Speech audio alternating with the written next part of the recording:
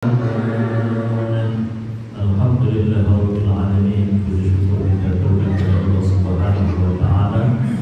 Pada malam hari ini kita bisa hadir ke majelis di Masjid Al-Farah ini dengan niat yang baik, tolakul ilmi di malam yang baik, malam Jumat ini. Semoga yang kita amalkan dijadikan amal soleh kita, amal kebaikan kita tercatat di sisi Allah Subhanahu wa Ta'ala. Amin ya rabbal alamin. Bapak Ibu, adik-adik, para jamaah sekalian yang dirahmati Allah, malam ini saya ingin mengajak Bapak Ibu untuk ngaji tentang satu kebiasaan kita yang menurut kita mungkin bukan bagian dari ibadah, tapi bila kita melakukan hal itu sesuai dengan yang dicontohkan oleh Rasulullah SAW, maka dia menjadi ibadah. Apa itu? Kita akan bahas kitab Adabul Ta'am, kitab yang menjelaskan tentang adabnya makan. Nah, makan ya, bukan resep makanan, makan. Jadi ada adab-adabnya yang diatur oleh baginda Nabi kalau kita itu hendak makan, saat makan itu, bahkan juga sampai selesai makan. Nah, saya kira Bapak Ibu kalau makan itu kan sudah sebuah kebiasaan. Setiap kita ini pasti sudah pernah makan. Ada yang belum pernah makan? Sudah pernah semua kan?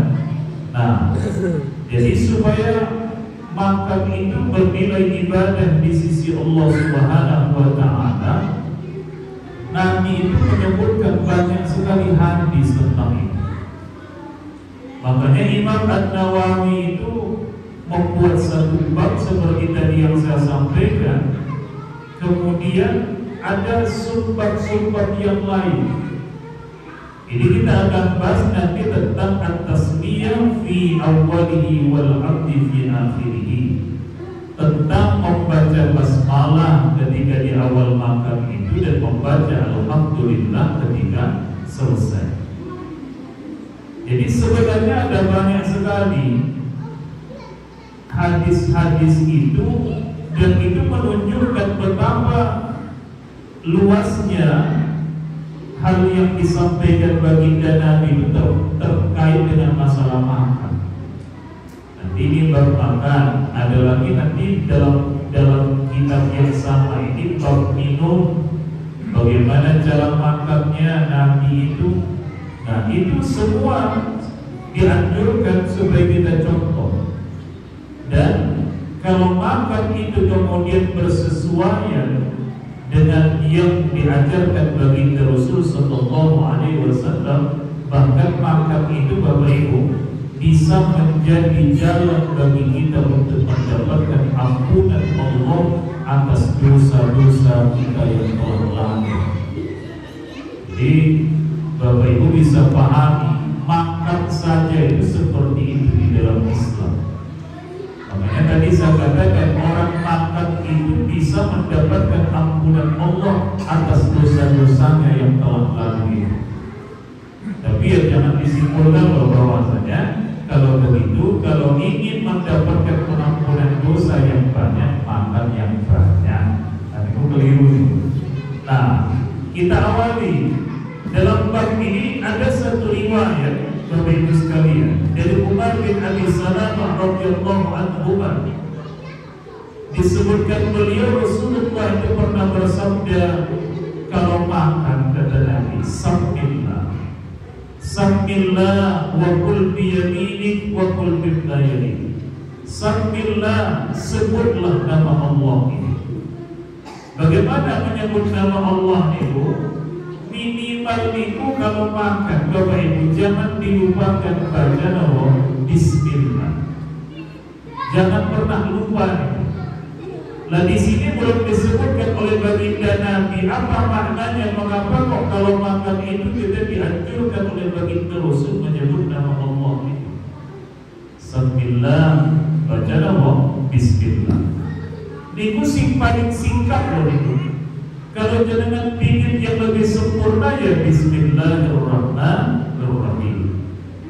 Itu fullnya kalau kita membaca Bismillah. Makanya kan kamu kalau misalnya ada pertemuan begini, mari Bapak Ibu kita buka majelis ini dengan membaca basmalah. Jangan paus nopo. Bismillahirrahmanirrahim. Dan Bismillah tolong. Mari kita awali dengan baca basmalah. Bismillah. Apa? Sedih banget nih. Atau juga sama dengan misalnya mari Bapak Ibu kita akhiri majelis ini dengan membaca hamdalah. Jangan paus nopo. Alhamdulillahirabbil alamin. Jadi singkatnya itu ya alhamdulillah, bagusnya itu ya alhamdulillahirabbil alamin. Bahkan kemudian kalau makan minggu ngapunten, sambillah yang dimaksud itu menyebut nama Allah dengan bacaan Bismillahirrahmanirrahim. Bahkan lebih baik lagi kalau jangan tambahkan doa Allahumma barik lana fima razaqtana wa qina azabannar. Pun hafal begitu, doa itu pun hafal betul. Hafal, ya. Artinya apa? Sambillah yang dimaknai Rasulullah di sini itu minimal baca Bismillah.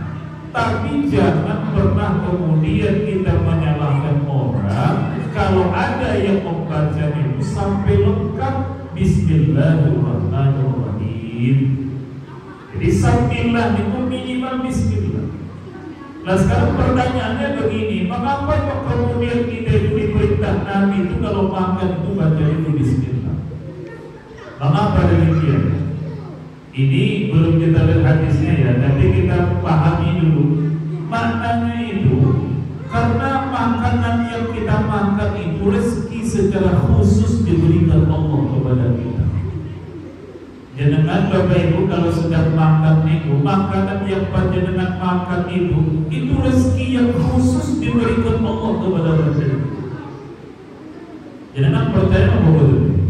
Coba deh nanti dalam pengajian ini, insya Allah kan ada snacknya, keluar snack itu khusus untuk panjenengan direzekikan Allah untuk panjenengan.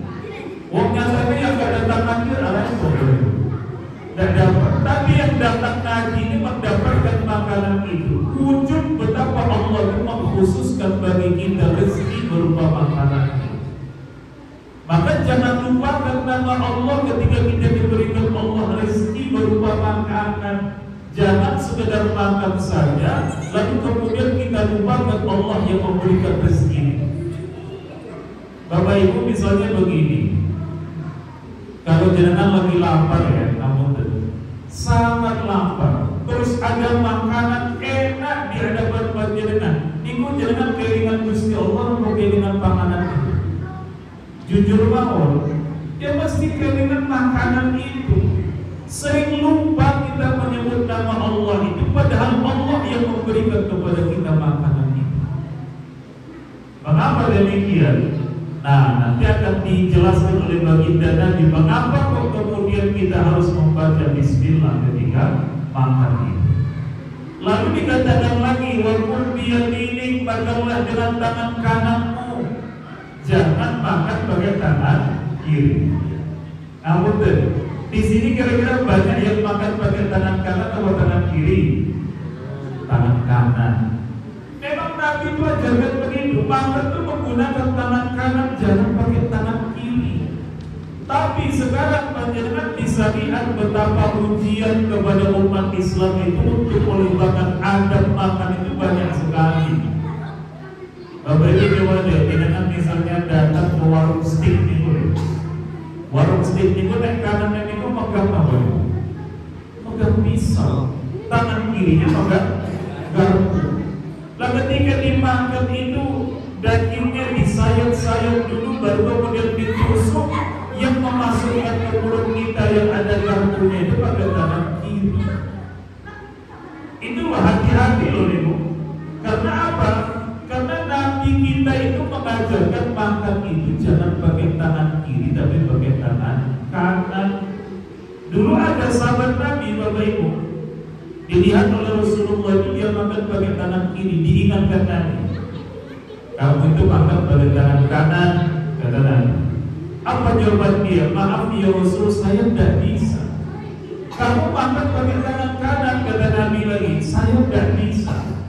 Akhirnya Rasulullah mengatakan, bukan kamu tidak bisa menggunakan tangan kanan untuk makan itu, tapi kesombongan dirimu. Yang dimaknai itu adalah kamu sombong tidak mau mengikuti apa yang disunnahkan oleh baginda Rasul Sallallahu Alaihi Wasallam. Apa yang terjadi di hadis itu dikatakan akhirnya Allah itu melumpuhkan tangan kanannya itu sehingga memakan makanan pun sudah tidak bisa.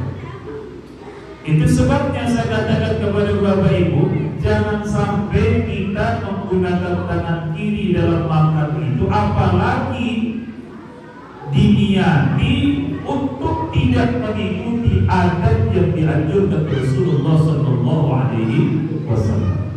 Jadi makan itu pakai tangan kanan, jangan pakai tangan kiri. Aku tuh Bapak Ibu begini. Kalau bahasa Jawa ini apa itu? Ada orang kalau bekerja itu berbuat pakai tangan kiri terus. Dan bahasa Indonesia kita, bahasa Jawa apa? Sama? Ngede. Makan apa pakai tangan kiri. Ngapa tuh? Itu orang kidal itu makannya pakai tangan kiri juga. Tadi pun nak cewek pakai tangan kiri apa kanan? Bukan tangan kiri juga. Dan mungkin dia jawab ke tangan kanan. Dia makannya pakai tangan kiri, ceweknya pakai tangan kanan. Betapa luar biasanya guru yang seperti itu. Itu sebabnya jangan sampai kita kemudian meninggalkan yang disunnahkan Nabi ketika makan. Karena adab itu maknanya adalah bisa meningkatkan derajat keimanan kita di sisi Allah lewat makan. Lalu disampaikan Nabi lagi apa? Wa kul mimma yali, makanlah yang dekat denganmu. Mungkin kalau misalnya kita ngaji malam Jumat ini biasalah satu orang satu gitu kan. Tapi coba dengan pas tahlilan itu misalnya. Seringkali kalau di kampung-kampung itu seringkali apa? Tidak dikasih satu orang satu, tapi piringan itu loh. Piringnya banyak, tidak satu orang satu. Nah itu yang dimaksud oleh hadis ini. Kalau makan itu ambil yang dekat denganmu, jangan ambil yang jauh dari. Tapi kadang apa yang terjadi? Dia katakan ini si cerah ini malah kurang doyan dia. Dan doyannya yang dekat ini, akhirnya dia ambil yang jauh. Lalu sahabat Nabi itu Anas bin Malik itu dan ada beberapa sahabat yang lain ketika masih kecil mereka ini di bawah bimbingannya baginda Nabi. Itu pernah digambarkan anak-anak itu ngambil makanan itu yang jauh-jauh, tamannya itu loncat sana, loncat sini, loncat sana, loncat. Akhirnya apa kata baginda Nabi? Wa qul bil ayati, makan dengan yang dekat dengan itu. Itulah Bapak Ibu. Karena secara adat orang itu kalau mengambil makanan yang jauh darinya itu tidak sesuai, tidak ada sopan santunnya, istilahnya seperti ini. Maka kalau mengambil makanan itu ambil yang dekat. Lain jangan seperti tadi. Aku udah doyan yang di depan saya ini bagaimana? Ya jangan minta sampai ke jangan Pak, mau sebut tolong itu diambilkan. Itu kami itu yang tidak dibenarkan itu. Makanya kemudian ada yang disebut sebagai adab itu, termasuk di dalamnya mengambil makanan yang dekat dengan kita. Nah, Bapak Ibu, ada lagi riwayat begini. Kata baginda Nabi, iza akala ahadukum, apabila salah seorang di antara kalian makan, falyazkurismallahi ta'ala, maka sebutlah nama Allah Subhanahu wa ta'ala dengan mengucapkan bismillah itu. Fa inna siya, apabila dia kemudian lupa ayyazkurasmallahi ta'ala fi awwalihi, kalau dia lupa di awal makan itu menyebut nama Allah, falyaqul, maka ucapkanlah bismillahi awwalahu wa akhirahu. Sudah pernah belum itu mendengar kalimat yang seperti itu? Kalau sudah pernah itu jangan dilupakan. Jadi Bapak Ibu bisa lihat betapa Rasulullah itu mengajarkan kepada kita bismillah itu jangan dilupakan. Kalau lupa tetap sunnah membaca bismillah. Ingat gini, kalau kita lupa di awal makan itu tetap sunnah baca bismillah, tapi ditambah kalimat awwalahu wa akhirahu. Bismillah dengan menyebut nama Allah di awal dan di akhir dari makan itu. Maknanya itu begitu. Makanya Bapak Ibu ngapunten, kalau jangan makan di awal makan lupa baca bismillah, di pertengahan makan baru teringat langsung ucapkan bismillah di awal atau bahkan misalnya tinggal satu suap lagi, apa yang bahasa Jawa ya satu suap itu sapruan, tinggal sapruan lagi itu jangan tetap sunnah baca bismillah, tapi ada tambahan bismillahirrahmanirrahim. Nah, Bapak Ibu, ternyata hadis-hadis ini menggambarkan kepada kita apa yang diperintahkan Nabi ketika makan ini. Tapi Rasulullah itu belum menjelaskan mengapa kok kita disuruh oleh beliau untuk mengucapkan bismillah. Nah, ada jawabannya. Ada 2 hadis, bahkan 3 hadis yang sangat detail. Dikatakan Nabi dalam riwayat Imam Muslim dari Jabir radhiyallahu anhu, dia mengatakan sami'tu Rasulullah sallallahu alaihi wasallam yaqul, saya mendengar Rasulullah sallallahu alaihi wasallam bersabda, "Idza dakhala ar-rajulu baitahu," apabila seseorang masuk ke rumahnya ya, rumahnya sendiri lagi. Nanti dengan praktek ini.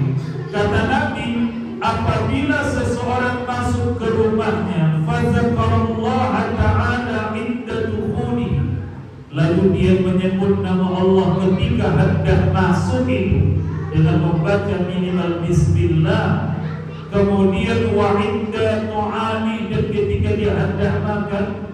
Jadi jangan kalau masuk rumah nanti baca bismillah, ketika hendak makan baca bismillah. Yang terjadi itu kata baginda Nabi, qala syaitanu li ashabi, maka setan itu akan berkata kepada teman-teman dia. Apa kata setannya? La mabita lakum, tidak ada tempat bagimu menginap di rumah ini. La mabita lakum wa la asya, dan tidak ada makan malam bagimu. Nikunek jenengan tidak lupa baca bismillah. Maknanya berikut, nek jangan lupa baca bismillah ketika masuk rumah niku, setan itu bisa masuk. Nek jangan lupa baca bismillah ketika makan itu, setan itu ikut makan. Itu yang dimaknai dalam hadis ini. Makanya Nabi katakan tadi, siapa yang masuk rumahnya dia baca bismillah, setan itu akan mengumumkan, udah kita pergi saja, tidak ada tempat menginap bagi kita di rumah ini. Percaya bahwa dengan setan itu mengikuti kita ketika kita akan masuk rumah ini. Tidak usah jauh-jauh lah, ini saja kita ini nanti. Ini kan masih ngaji begini, mungkin setan kan auto isin-isin. Paling tadi yang arah pakai. Nunggu di situ mungkin. Karena khawatir kalau macam situ begini kan dia tidak berani masuk. Tapi begitu keluar, pasti diikuti panjenengan. Jangan lupa bahwa ketika kita keluar dari masjid menuju rumah itu, setan itu ikut pada kita. Buktinya apa? Kamu misalnya ibu-ibu, jenenganku, ketika sholat di masjid, habis sholat itu istighfar, astagfirullahaladzim, astagfirullahaladzim, nanti ketes air mata itu, dengan dosa. Begitu panjenengan keluar ketemu koncone ngomong sekele-ele lagi. Berhati-hati niku, jangan bisa ngomong sing ele-ele niku bukan karena masalah diri panjenengan sendiri niku, ada setan yang mengarahkan panjenengan untuk bicara seperti itu. Dan itu harus diingat itu. Artinya apa? Kita harus sadar bahwa kita itu tidak boleh dikendalikan oleh setan niku. Makanya nanti Bapak Ibu kalau kita pulang dari pengajian ini pas melangkah di luar, kok keinginan ingin bicara yang buruk tentang orang lain, jangan ingat-ingat ada setan yang ikuti panjenengan. Jangan merasa tinggal imun di setan. Intinya apa? Baginda Nabi itu ingatkan begitu. Kalau kita keluar dari masjid ini nanti pulang ke rumah, baca Bismillah, panjenengan sebelum masuk rumah itu setan sudah bisa masuk. Tapi kalau panjenengan tidak membaca Bismillah, setan itu akan ikut masuk ke rumah panjenengan. Makan pun dia ikut makan. Makanya kan ada riwayat begini Bapak Ibu. Di dalam Wasiatul Mustafa itu disebutkan oleh baginda Nabi, maaf ya, orang kalau pekerjaan dia itu banyak yang haram, ya, dia dapat uang hasil tipu, dia dapat uang hasil judi misalnya, mohon maaf, lalu dia belikan, misalnya dia beli motor karena uang yang dihasilkan dari judi atau yang diharamkan itu, dia beli motor. Ibu nak dia numpak motor itu, geetkan setan sing bonceng kuring. Ada itu disebutkan Nabi begitu. Kalau dia misalnya beli sofa, beli kursi, nonton TV sambil layeh-layeh, itu setan itu yang ikut layeh-layeh di samping dia itu nonton TV. Bahkan namun disebutkan lagi, kalau seorang suami mendekati istrinya, dia lupa baca Bismillah, maka setan itu ikut bersama dia dalam mendekati istrinya itu. Paham ya mendekati istri maksudnya? Gawe anak ini boleh Bapak Ibu. Itu maksudnya itu setan itu ikut dalam proses itu. Itu sebabnya baginda Nabi itu ajarkan doa kalau mau mendekati istri itu kita berdoa. Kenapa kamu terima? Terima. Dulu pas malam pertama mau doa dulu. Bismillah, ya. Jangan saja Pak khawatir Bismillah Allahumma ahya Bismillah amut. Tapi dulu nanti subuh apa-apa. Nah, Nabi itu ajarkan Bismillah, awalnya Bismillah. Allahumma jannibna syaitan wa jannibni syaitan ma razaqtana. Tapi awalnya Bismillah. Makanya namun Bapak Ibu, kalau jangan kemudian bapak-bapak mau mendekati istri, minimal Bismillah itu jangan lupa. Mungkin mencoba terbanter pada orang. Lah ibu-ibu juga gitu, disunahkan bagi seorang istri itu untuk mengingatkan suaminya kalau suaminya itu lupa.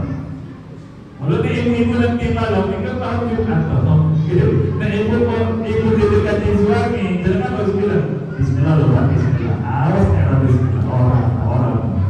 Bismillah dulu. Lah itu bagaimana? Maknanya itu ya seperti hadis ini. Jadi kalau kita kemudian makan dan baca Bismillah, setan itu ikut makan, kita masuk rumah tanpa baca Bismillah, setan itu ikut masuk rumah. Apapun yang kita kerjakan di rumah itu kalau tidak diawali dengan Bismillah ketika masuk rumah itu, maka setan itu ikut. Lah ada lagi yang lebih detail Bapak Ibu. Riwayat dari Huzaifah, saya ceritakan saja. Huzaifah itu cerita begini. Dulu kata beliau, di masa kehidupan baginda Nabi dan para sahabat itu seringkali ada orang yang mengundang Nabi itu untuk datang ke rumah bersama beberapa sahabat yang lain. Tujuannya itu untuk makan. Jadi ada majelis, tapi majelisnya tahu, majelis makan. Saya tidak tahu itu di Nganjuk-Nganjuk ada dulu majelis makan seperti itu. Ada ya, undang orang tua untuk makan. Di tempat saya itu juga ada dulu, tapi nggak di sini loh ya. Di Sumatera itu ada memang dulu. Masa saya kecil itu biasanya di hari Jumat. Itu biasanya hari sholat Jumat itu diundang. Kalau di sana istilah itu memanggil orang alim. Jadi biasanya yang guru-guru ngaji gitu kan, yang sering imam di masjid diundang datang ke rumah makan bersama besok. Nah, ternyata kebiasaan itu dulu kita datang tidak ilmiah, ternyata ada seperti yang diceritakan Huzaifah ini. Lah kata beliau apa? Lam nadau aydina hatta yabda Rasulullah sallallahu alaihi wasallam fa yu'allahu. Kami kata beliau tidak berani meletakkan tangan kami ke makanan itu sebelum Rasulullah itu meletakkan tangannya mengambil makanan lalu memasukkan ke mulutnya. Niku akan begitu. Dan sekarang nanti niku diarani feodal, ya, zaman penjajah nanti niku kata mereka. Padahal itu Rasulullah itu ajarkan begitu. Bahkan dalam riwayatnya Abdullah bin Mas'ud itu dikatakan Nabi itu tidak akan berani orang-orang atau sahabat-sahabat itu keluar dari satu majlis sebelum Rasulullah itu keluar. Nah sekarang kan sudah berbeda dan semakin kesini Allah adab itu semakin hilang. Makanya Bapak Ibu coba lihat ketika tahlilan itu biasanya yang mimpin tahlil sama jamaah tahlil itu yang keluar rumah itu si mimpin tahlil apa yang jamaah itu? Jamaah itu. Padahal kalau menurut riwayat ini Nabi itu didahulukan mereka keluar. Tapi kalau sekarang kan yang di luar itu di luar keluar. Lakukan yang seperti itu terjadi sekarang ya tadi karena sudah jauh dari adat yang diajarkan Rasulullah Sallallahu Alaihi Wasallam. Lalu Huzaifah itu cerita lagi begini. Dulu kami pernah diundang makan bersama beberapa sahabat. Setelah Nabi duduk bersama para sahabat ini, ada seorang jariyah itu wanita yang muda. Ujung-ujung datang, kayak didorong dia itu langsung mengambil makanan yang ada di hadapan Nabi itu pakai tangan. Kata Huzaifah ditangkap Nabi tangan wanita itu. Lalu tiba-tiba datang lagi Arabi ini orang Arab Badui, orang Arab pegunungan pedalaman itu. Datang ujung-ujung mau ngambil makanan lagi, ditangkap lagi tangannya oleh baginda Nabi Sallallahu Alaihi Wasallam. Lalu beliau katakan apa? Inna syaitana, sesungguhnya setan itu yastahilul ta'am, menghalalkan makanan Allah yuzkar smullahi ta'ala alaihi, yang tidak disebut nama Allah pada makanan. Setan itu kata baginda Nabi menghalalkan makanan yang tidak disebut nama Allah pada makanan. Makanya Nabi katakan kalau makan awali bismillah supaya tidak halal makanan itu baginya. Kalau jenengan saya lupa baca bismillah, setan itu halal memakan makanan yang jenengan makan. Maknanya ribut. Seperti halnya para sahabat ini, mereka melihat yang makan ini, yang mengambil makanan itu tangannya orang, padahal sebenarnya tangannya setan. Nanti saya akan jelaskan. Artinya apa? Kita juga itu kalau kita lupa baca bismillah, kelihatannya kita makan, ambil makanan itu lalu kita masukkan ke mulut kita. Kelihatannya, tapi sebenarnya ada tangan setan yang mengambilnya dari kita lalu masuk ke mulut kita, lalu sampai masuk ke dalam perutnya.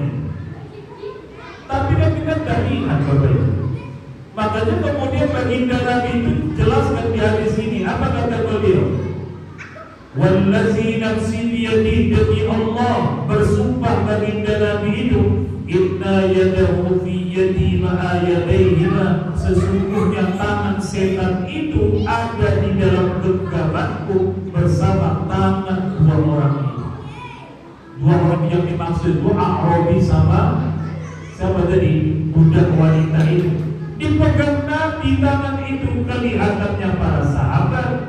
Jadi sahabat-sahabat itu melihat yang dipegang Nabi itu tangannya dua orang itu. Padahal Nabi katakan inna yadahu fi yadi, sesungguhnya tangan setan itu ada di dalam tanganku ini bersama tangan kedua orang itu. Nah ini Bapak Ibu, hal-hal yang bersifat spiritual seperti ini tidak terlihat oleh kita, tapi Rasulullah itu informasikan sehingga jangan sampai kemudian kita itu melupakannya. Makanya jangan heran terkadang, maaf ya Bapak Ibu, misalnya loh kalau ada, terkadang ada orang makan dan kenyang-kenyang. Bukan kali ibu baru melawar itu penyebabnya salah satunya itu mungkin dia tidak baca bismillah ketika makan. Makanya ketika dia makan kelihatannya masuk ke mulut dia, padahal ada setan yang mengambil. Maka Nabi katakan jangan lupa baca bismillah. Kalau lupa baca bismillah, halal makanan itu bagi setan. Dan juga kamu tidak usah terlalu baik sama setan, ya, tidak usah terlalu baik dengan meninggalkan bismillah itu.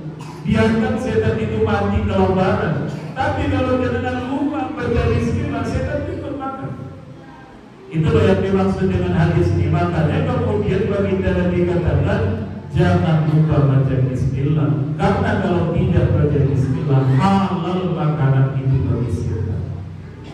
Lalu Bapak Ibu, ada riwayat lain begini dari Umayyah bin Maksi as-Suhabi. Ceritanya begini, Rasulullah itu pernah duduk kata beliau, lagi duduk. Terus ada seorang sahabat laki-laki di samping beliau itu makan, tapi tidak menyebut nama Allah. Beliau makan, dia makan, tidak nyebut bismillah. Apa yang kemudian dikatakan oleh baginda Nabi? Nabi itu diam saja. Mengapa kok Nabi diam? Karena Nabi tahu nanti apa yang terjadi dengan dia. Nabi diamkan Nabi, dia makan terus. Ketika tinggal satu suap lagi makanan itu, baru dia teringat, saya belum baca bismillah. Dia baca bismillahirrahmanirrahim wa akhirah. Ketika dia baca kalimat itu, maka ingat Nabi sallallahu alaihi wasallam, kata Nabi kemudian tertawa. Dan cuma senyum, tertawa baginda Nabi itu. Summa qala, beliau bersabda, mazala syaitanu, tidak henti-hentinya setan itu yakulu ma'ahu, makan bersama laki-laki itu. Artinya tidak henti-hentinya itu, dia selalu makan bersama laki-laki itu, setan itu. Falamma zakara rasulullahi ta'ala, sampai kemudian ketika dia membaca bismillahirrahmanirrahim, istaqa'a ma fi batnihi, maka dia muntahkan makanan yang sudah masuk ke dalam perutnya. Jadi efeknya Bapak Ibu, dengan membaca bismillah sebelum makan, seandainya ada yang tadi masuk ke mulut setan itu masuk ke mulutnya, menjadi haram makanan itu, dan setan itu harus memuntahkan makanan itu. Makanya Nabi itu tertawa, seakan-akan setan itu di-prank apa tuh? Dikira seperti diberikan ke dia, ternyata dia baca bismillah di akhir akan berakhirnya makan itu, lalu dia dimuntahkan setan itu karena tidak tahu dengan bacaan apa? Bismillahirrahmanirrahim. Tapi kita kemudian menjadikan tidak usah makan setan, ya, jangan sampai nanti pas makan sering nanti, jangan makan dulu, lali pura-pura lali, orang menit, awas pemerintah wacak gitu. Dan begitu, ya, namanya memprank setan. Nah, jadi itu Bapak Ibu, jadi efeknya keperutnya setan itu tidak nyaman sampai dimuntahkan, dan itu yang menyebabkan Rasulullah itu tertawa dan cuma tersenyum, tertawa. Jadi jangan bisa bayangkan itu, oh baiknya orang yang baca bismillah terhadap makanan itu, dan betapa buruknya orang tidak membaca bismillah terhadap makanan. Makanya jangan lupa Bapak Ibu, mudah dosanya bismillah. Jangan dilupa. Jangan masuk rumah juga bismillah. Ya, sebelum buka pintu dulu ya. Jangan sudah masuk dulu baru bismillah. Akan masuk rumah niku, jangan mengunci pintu pas buka niku baca bismillah. Jangan buka pintu itu ketika jangan masukkan kaki kanan pada ke rumah itu, assalamualaikum. Nah, ini jangan misalnya kebiasaan assalamualaikum dulu gitu teman-teman. Yang pasti bismillahnya jangan sampai masuk ke rumah itu baru baca bismillah. Terlambat, mestinya itu bismillahnya akan masuk ke rumah itu baru baca bismillah. Setan itu tidak akan pernah bisa masuk ke rumah. Lalu bagaimana misalnya lagi dia baca bismillah, setan itu seolah mau dia diusir. Nah itu baca itu hadis-hadisnya. Misalnya apa? Ya jangan lupa misalnya loh ya, baca surah Al-Baqarah. Al-Baqarah semuanya sesuai tadi. Ya kalau misalnya dengan pingin semua ya monggo. Paling tidak apa? Baca mulai dari alif lam mim sampai ulaika ala hudan min rabbihim wa ulaika humul muflihun. minimal sampai itu. Lalu kalau bisa baca lagi ayat kursi. Lalu kalau bisa baca lagi 2 ayat terakhir dari surah Al-Baqarah. Lillahi ma fis samawati wa ma fil ardi, dan seterusnya sampai kepada warhamna maulana fansurna 'alal qawmil kafir. Dan itu dengan hafal itu diamalkan supaya rumah-rumah kita itu tidak dimasuki setan. Karena rumah itu kalau dimasuki setan, kamu tidak cuma sumur, karena sekarang masuk, tidak cuma sumur badannya, saat ini musuh. Makanya Nabi itu katakan nawilu buyutakum bi tilawatil Quran, bis salati wa tilawatil Quran, dengan sholat sunnah dan tilawah Al-Quran, baca Quran. Karena kalau jangan dimasuki badannya itu ya gampang, tinggal antar bilang boleh kipas, kalau ada AC dipasang AC-nya. Tapi ini hati badan sing sumur ini kan tidak bisa terobati pakai kipas. Dengan kipas pun tidak akan bisa dingin hati. Itu sebabnya diajarkan Nabi sebelum masuk rumah bismillah. Karena sudah kadang masuk rumah ya begitu. Ikut setan itu masuk, tapi jangan dilupakan baca ayat-ayat Al-Quran seperti yang saya sampaikan tadi. Nah, ada lagi Bapak Ibu, ini yang tadi saya katakan, bahwasanya orang kalau makan itu mengikuti apa yang disabdakan baginda Nabi, diampuni Allah dosa-dosa yang telah lalu. Ada riwayat dari Mu'adz bin Anas radhiyallahu anhu, dikatakan baginda Nabi, man akala ta'aman, barang siapa yang selesai makan, faqala, lalu dia berkata, alhamdulillahillazi at'amani hadza, segala puji bagi Allah yang memberikan saya makanan ini. Maka tadi saya katakan jangan makan itu karena Allah itu sudah merezekikan makanan itu bagi panjenengan. Jangan tak bisa bawa apa sebenarnya dengan makan. Makanya juga di sini dikatakan warazaqanihi min ghairi haulin minni wala quwwatin. Engkau beri saya ya Allah rezeki berupa makanan ini tanpa ada daya dan upaya dari saya. Maksudnya begini loh, maaf ya Bapak Ibu, jangan misalnya pingin satu makanan tapi adanya makanan itu di Solo. Jangan pingin banget makanan itu enak gitu. Kalau rezeki panjenengan jangan mesti akan dapat itu dan jangan ke Solo. Tapi kalau tidak rezeki panjenengan jangan ke Solo pun tidak akan bisa dapat. Bisa jadi tengah-tengah malah tutup, sampai tempat itu malah habis. Itu kan seringkali terjadi. Itu gambaran bahwasanya makanan itu pun rezeki dari Allah untuk kita. Maka Nabi katakan, siapa orang yang membaca alhamdulillah, minimal alhamdulillah atas makanannya itu, ghufira lahu ma taqaddama min dzambi, Allah akan mengampuni baginya dosa-dosanya yang telah lalu. Kalau Bapak Ibu, jadi jangan lupa kalau habis makan mau alhamdulillah rabbil alamin, minimal alhamdulillah. Syukur-syukur baik, jangan bisa membaca doa ini tadi, karena doa makan itu harus makan ada banyak. Alhamdulillahillazi at'amani wa saqani dan sebagainya. Ada yang seperti ini, ada yang cuma mampunya alhamdulillah. Yang penting jangan lupa baca alhamdulillah. Nah, itu Ibu Bapak sekalian. Jadi itu bagian dari awal adabnya orang makan itu. Ternyata baginda Nabi itu mengajarkan kita seperti itu. Apa? Kalau awal makan baca bismillah. Kalau lupa baca bismillah di tengah makan ataupun di suapan terakhir dari makan itu tetap baca bismillah. Kalau setelah makan jangan lupa baca alhamdulillah. Gunakan tangan kanan, jangan tangan kiri.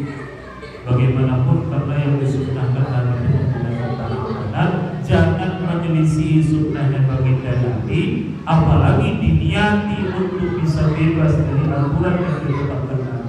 Tidak diizinkan seperti itu, karena kalau kita durhaka kepada baginda Rasul sallallahu alaihi wasallam.